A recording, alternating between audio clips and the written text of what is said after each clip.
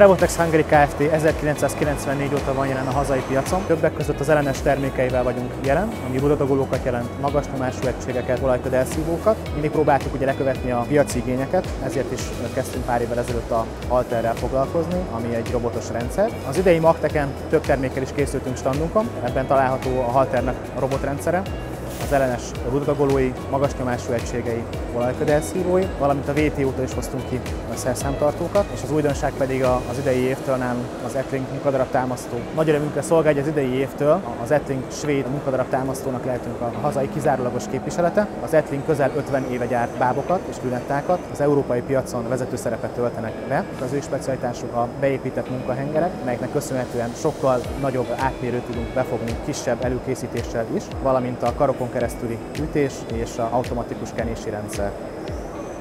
My name is Peter Lindberg and I'm representing Atling's machine fabrik from Sweden, and we are here to demonstrate our steady-rest product. We're an old company which started around 1947 in Sweden, and we have produced steady-rests in 51 years now. We have a lot of different sizes, and we have a different technique than other brands of steady-rest. That is why they make it so much more compact than the others. We recently started our business with Prevotex, and they seem to be a very good company for our product with their other products they have in their portfolio. I think Hungary will be a very good market for Atling, and our steady-rest, which is more compact and has better gripping range than the other brands, will be a very good solution for many customers.